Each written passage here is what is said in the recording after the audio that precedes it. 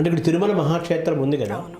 ఇప్పుడు ఆ తిరుమల మహాక్షేత్రానికి వెంకటేశ్వర స్వామి కొండపైన ఉన్నారు, ఇక్కడ కూడా ఒక కొండ ఉంది, సిద్ధల కొండ అంటారు కదా. సిద్ధలకొండ, ఈ రెండింటికి ఏమన్నా అనుబంధం ఉందా?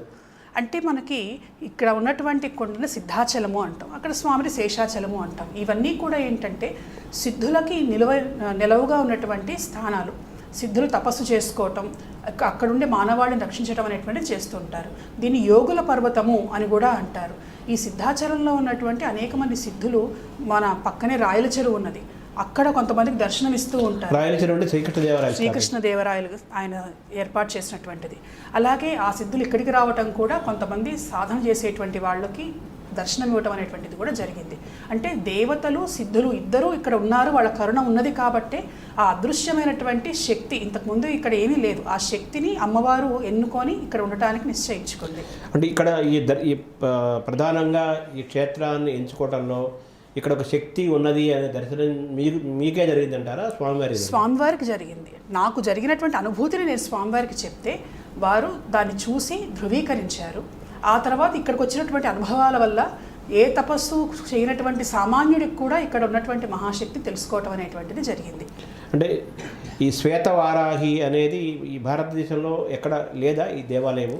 వారాహి అనేక చోట్ల ఉన్నది, కానీ శ్వేతవారాహి పాతాళంలో ఉండటం అనేటువంటిది ఇక్కడే మనకు ప్రత్యేకంగా కనిపిస్తుంది. వారాహిదేవి స్థితి చూసినా కూడా అమ్మవారిని మామూలుగా నల్లటి వర్ణంలో ఉన్నటువంటి దేవతగా చెప్తారు. మనం ఈ తిరుమల తిరుపతి క్షేత్రం మొత్తం కూడా వరాహస్వామి క్షేత్రం, ఆదివరాహస్వామి మనకి ఇక్కడ కనిపిస్తూనే ఉంటాడు. ముఖ్యంగా ఏంటంటే మనం శ్వేతవరాహ కల్పంలో ఉన్నాం. శాక్తేయంలో చెప్పేటువంటి మాట ఏంటంటే శ్వేతవరాహస్వామిగా స్వామి రావటానికి గల కారణం ఏంటంటే వారాహి శక్తి విష్ణుమూర్తిలో ప్రవేశించి ఆమె శ్వేతవర్ణంగా, అంటే ఈ భూమిని తీసుకెళ్లి సముద్రం అడుగును దాచిపెట్టాడు రాక్షసుడు, అతడు ఆ చీకట్లను చీల్చుకు వెళ్ళాలంటే వెలుగు కావాలి, తెల్లటి వర్ణం అయితే ఆ వెలుగు అనేటువంటిది ఏర్పడుతుందని చెప్పి వారాహీదేవి శ్వేతవర్ణమైనటువంటి తన శక్తిని వరాహస్వామిలో నిక్షిప్తం చేసినట్లుగా మనకి వారాహికి సంబంధించినటువంటి కథల్లో కనిపిస్తూ ఉన్నది. ఆ వరాహస్వామి క్షేత్రం కావటం వల్ల ఆయన శక్తికే మూల కారణమైనటువంటి వారాహిదేవిని ఇక్కడ కనుక ప్రతిష్ఠిస్తే ఆమె అనుగ్రహం తొందరగా వస్తుంది అనేటువంటిది ఒకటి. రెండేమిటంటే ఈ దేవాలయం కనుక చూస్తే మొదట్లో నిర్మాణం చేసేటప్పుడు చేయగలుగుతామా లేదా, ఇది ఒక స్వతంత్ర సంస్థగా స్వామివారు ఏర్పాటు చేసి దీని బాధ్యతనంతా నాకు అప్పచెప్పారు. కోవిడ్ టైం అంతా నడుస్తూ ఉన్నది. అప్పుడు ఒక దేవాలయ నిర్మాణం అంటే సామాన్యమైనటువంటి విషయం కాదు. ఎలా ఏం చేయాలి, ఇంత దేవాలయం నిర్మించగలమా, ఏం చేయాలి అనుకున్నప్పుడు శ్వేతవారాహి దర్శనం ఇచ్చింది. నన్ను ఇక్కడ ప్రతిష్ఠించండి, నేను చూసుకుంటాను ఇక్కడ వ్యవహారాలన్నీ, నిర్మాణానికి ఎట్లాంటి ఇబ్బందులు ఏమీ లేకుండా నేను చూస్తానని చెప్పడం జరిగింది. అందుకని శ్వేతవర్ణంలో కూడా ఇక్కడ అమ్మవారిని ప్రతిష్ఠించడం అనేటువంటిది మరొక శ్వేతం అంటే తెలుపే కదా, తెలుపు ధవళవర్ణం. శ్వేతవార యొక్క ప్రత్యేకత ఏంటి, విశిష్టత ఏంటి, ఆవిడను ఆరాధించడం వల్ల ప్రజలకి లోకానికి జరిగే మేరేంటి? అమ్మవారు చాలా అద్భుతమైనటువంటి శక్తి కలిగినటువంటి దేవత. అసలు ఈ శ్వేతవరాహ కల్పం అనేటువంటిది రావటానికి కారణమే శ్వేతవారాహిదేవి. ఆమె శక్తిని స్వామిలో నిక్షిప్తం చేయటం వల్లే హిరణ్యాక్షిని సంహరించడం, భూమిని ఉద్ధరించడం, శ్వేతవరాహ కల్పం ఏర్పాటు అనేటువంటివి జరిగాయి. మనం ఏ పూజ చేసుకున్నా సంకల్పంలో శ్వేతవరాహ కల్పేని, వరాహ శక్తిని స్మరించకుండా మొదలు పెట్టలేం. అందులోనూ ముఖ్యంగా ప్రధానంగా శ్వేతవారాహిదేవి ఏమిటంటే ఆమె తెల్లటి వర్ణంతో ప్రకాశించేటువంటి దేవత, జ్ఞానప్రదాయినిగా చెప్పుకోవచ్చు అమ్మవారిని. వారాహి అంటే భూమికి సంబంధించినటువంటి ఎలాంటి ఇబ్బందులైనా సరే పోగొడుతుంది, వ్యవసాయం బాగా జరిగేటట్లుగా చేస్తుంది. ఆమె చేతిలో మనకి నాగలి కనిపిస్తుంది, ముసలాయుధం కనిపిస్తుంది. అంటే పొలాన్ని దున్నేటువంటి రైతులకు ఆమె తన శక్తిని ప్రసాదించి సస్యశ్యామలమయ్యేటట్లుగా చేస్తున్న దేశాన్ని, ముఖ్యంగా భూమికి కానీ స్థలాలకు కానీ పొలాలకు కానీ ఇంటికి ఉన్నటువంటి ఇబ్బందుల్ని దోషాలన్నింటినీ కూడా తొలగిస్తుంది. అంటే ఇప్పుడు మీరు రాయల చెరువు అన్నారు, చెరువు అంటే వర్షం వస్తే మొన్న వర్షం వచ్చింది, ఆ వర్షం రావటం వల్ల మొత్తం ఇదంతా మునిగిపోయింది. అవును. మరి దీన్ని ఎలా తీసుకోవాలి ఈ సంఘటన? ఏదైనా దేవి అనుగ్రహంగా తీసుకోవటమే. ఈ ఒక్క దేవాలయమే కాదు, అనేక దేవాలయాలు మనం కనుక చూస్తే, ఒక బద్రీనాథ్ చూసినా, అలాగే మనం శివుడికి సంబంధించినటువంటి కొన్ని క్షేత్రాలు శారదాం యాత్రలో చూసుకున్నా కూడా ప్రకృతి దేవాలయాలని శాసించడం అనేటువంటిది కనిపిస్తున్నది. ప్రకృతి కూడా పరమేశ్వరి స్వరూపం. ఆమె ఎప్పుడు ఏది ఎలా నిర్దేశిస్తే అలా జరగటం అనేటువంటిది ఉంటుంది. అయితే ఇక్కడ ఒక చిన్న విషయం చెప్పాలి. మొన్న వరదలు వచ్చాయి, దాదాపుగా 40 రోజుల పాటు దేవాలయాన్ని మూసివేశాం. దేవాలయాన్ని మూసివేస్తే పైన మరకత శక్తికాళి దగ్గర 41వ రోజు వచ్చి తలుపులు తెరిచాం.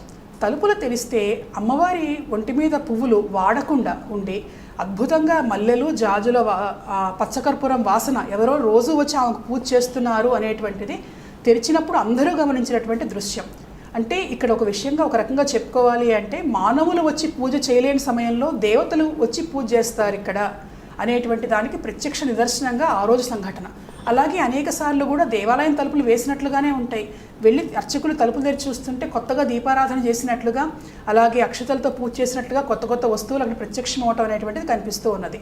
అంటే ప్రకృతి శక్తిని పరమేశ్వరి ఎలా శాసించినా కూడాను ఆమె తనకు జరిగేటువంటి కార్యక్రమాల్లో ఎటువంటి లోపం లేకుండా దానికి తగిన ఏర్పాట్లు కూడా ఆమె చేసుకునేటట్టుగా ఇక్కడ జరుగుతూ ఉన్నది. ఎందుకంటే ఆ సమయంలో మనుషులు వచ్చి చేసే స్థితి ఇక్కడ లేదు. మరకత్త కాళీని ఎందుకు తీసుకు అంటే అమ్మవారు ఒకటి ఆకుపచ్చ వర్ణంతో కనిపించడం అనేటువంటిది దేవత మరకత కాళి. మరకతం అనేటువంటిది, మరకత వర్ణం అనేటువంటిది చాలా ప్రత్యేకమైనటువంటిది, ప్రశస్తమైనటువంటిది.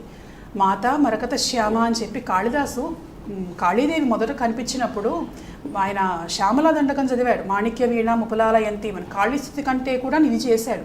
కారణం ఏమిటి అంటే ఆ మాతంగిదేవి ఏ వర్ణం అయితే ఉంటుందో ఆ నలుపు ఆకుపచ్చ కలిసినటువంటి వర్ణంతో అమ్మ ఆమెను పూజిస్తే అన్ని రకాలుగా అనుగ్రహం ఇస్తుందనేటువంటిది ఒకటి. లీలాశుకుడు కూడా కృష్ణుడిని ఆకుపచ్చ వర్ణంతో ఉన్నట్టుగా చెప్పారు. ఆకుపచ్చ వర్ణం ఏంటంటే ఆకర్షించేటువంటి లక్షణం ఎక్కువ. ప్రకృతి మనకి ఆకుపచ్చ వర్ణంలో ఉంది, అంటే జీవశక్తి మనకి ఆకుపచ్చ వర్ణంలో ఉంది. అలాగే యోగశాస్త్రంలో చెప్పేటప్పుడు అనాహత చక్రం, హృదయ చక్రం ఏదైతే ఉందో అది ఆకుపచ్చ వర్ణంలో ఉన్నట్టుగా చెప్తారు. అంటే ఆ వర్ణంతో ఉన్నటువంటి దేవిని ఉపాసిస్తే ఆ వర్ణం యొక్క లక్షణం, అలాగే మరకతం ఆ శిలకున్నటువంటి మరకత శిలకున్నటువంటి లక్షణం వల్ల త్వరగా కోరికలు తీరటం, దేవతతో అనుసంధానం అవ్వటం అనేటువంటివి జరుగుతూ ఉంటాయి. కాబట్టి ఇక్కడ అమ్మవారు ఆకుపచ్చ వర్ణంతో ప్రకాశిస్తూ ఉంటుంది. అంటే ఈ క్షేత్రం పెట్టకముందు, అంటే ఈ దేవాలయం కట్టకముందు ఈ ప్రాంతం ఉన్న పరిస్థితి ఏంటి? ఇప్పుడు ఏమైనా మార్పు జరిగిన అభివృద్ధి ఏమైనా మీరు గమనించారా? చాలా గమనించడం అనేటువంటి జరిగింది. అప్పుడు ఇక్కడ ఏమీ లేదు, ఒక చిన్న నర్సరీ లాగా ఉండేది. అమ్మవారు వచ్చిన తర్వాత కొన్ని వందల వేలాది మంది భక్తులు ఇక్కడికి రావటం, వాళ్ళు రావటం వల్ల అనేకమైనటువంటి ధార్మిక కార్యక్రమాలు జరగటం, ఈ చుట్టుపక్కల ప్రాంతాల్లో కూడా నిత్యాన్నదానం జరగటం, మరిన్ని మానవ సేవా కార్యక్రమాల్లో ఇక్కడ ఉన్నటువంటి వాళ్ళందరూ కూడా పాల్గొనటం. అంటే దేవత రావటం ఆమె మనుషుల్లో మార్పు ఎలా తీసుకొస్తుంది, సమాజంలో ఎలాంటి పరిస్థితులు ఉన్నా సరే ఏ విధంగా ప్రచోదనం చేస్తుంది అనటానికి గుర్తుగా దేవి ఇక్కడికి వచ్చిన తర్వాత ఎంతోమంది వ్యక్తులను, శక్తులను ప్రభావితం చేసి సమాజానికి ఉపయోగపడేటువంటి అనేకమైనటువంటి పనులు, కార్యక్రమాలు చేయటం అనేటువంటిది ఇక్కడ జరుగుతూ ఉన్నది. అంటే గ్రామ దేవతకి మిగిలిన దేవతలకి ఉన్న తేడా ఏంటమ్మా? అంటే గ్రామ దేవత అంటే మామూలుగా మనం దేవాలయంలో పూజించేటువంటి దేవతకి, అలాగే గ్రామాల్లో పూజించేటువంటి దేవతలకి వాళ్ళలో రూపంలో, లక్షణంలో కొంత తేడా ఉంటుంది. సాధారణంగా ఏంటంటే గ్రామంలో ఉన్నటువంటి దేవతలు దుష్టశక్తుల నుంచి గ్రామాన్ని రక్షించడం కోసం పొలిమేరలలో ఉంచటం, కొంచెం తీవ్రమైనటువంటి విధానంలో పూజ చేయటం, దేవి పూజా విధానంలో కూడా కొన్ని వ్యత్యాసాలు కనిపించడం అనేటువంటివి జరుగుతూ ఉంటాయి. మామూలుగా ఏంటంటే దేవాలయంలో ఉండేటువంటి దేవతల పూజా విధానం, మంత్రోచ్చారణ ఇవి వేరుగా ఉంటాయి. ఈ పైన ఒక శక్తి ఒకటి ఏదో స్థాపనలాగా చేశారు కదా, పైన గోల్డ్ కలర్లోనూ తన లింగం ఉంది, శ్రీచక్రం. దాని శ్రీచక్ర విశిష్టత ఏంటి? శ్రీచక్రం అంటే సాక్షాత్ అది శ్రీ అని పేరులోనే ఉన్నది. యంత్రాలన్నిటిలో కూడాను యంత్రరాజం. ఇక్కడ దేవాలయం ప్రతిష్ఠ చేసినప్పుడు ఒక అద్భుతమైనటువంటి శక్తి సూత్రంతో ప్రతిష్ఠ చేయడం అనేటువంటిది జరిగింది. మనకు తెలుసు కుత్తాళం స్వామివారు అంటే వారు నడిచే మంత్రం, నడిచే తంత్రం, నడిచే యంత్రశక్తి అని చెప్పుకోవచ్చు. పాతాళంలో నుండి శక్తిని తీసుకొచ్చి, ఇప్పుడు మనకు వారాహి దేవి అంటే పాతాళంలో నుంచి భూమిని పైకి తీసుకొచ్చిన దేవత. పాతాళ శక్తిగా అక్కడ వారాహి ప్రత్యంగిర ఉండటం అనేటువంటిది జరిగింది. తర్వాత ఆకాశంలోనేమో మనకి శ్రీచక్ర మేరు అనేటువంటిది ఉండటం జరిగింది. అది అంతరిక్షాల్లో నుంచి శక్తిని ఆకర్షిస్తుంది. తర్వాత మధ్యలో ఉన్నటువంటి కాళ్ళి చుట్టూ కూడాను దశమహావిద్యా దేవతలు కనిపిస్తున్నారు. ఈ 10 శక్తులు పైనుంచి వచ్చే అంతరిక్షంలో నుంచి వచ్చేటువంటి శక్తి, పాతాళం నుంచి వచ్చేటువంటి శక్తి, ఇవన్నీ కూడాను మరకత కాళిలో నిక్షిప్తమయ్యేటట్లుగా ఇక్కడ దేవాలయ నిర్మాణం అనేటువంటిది ఒక శక్తి సూత్ర ఆధారంగా నిర్మించటం అనేటువంటిది జరిగింది.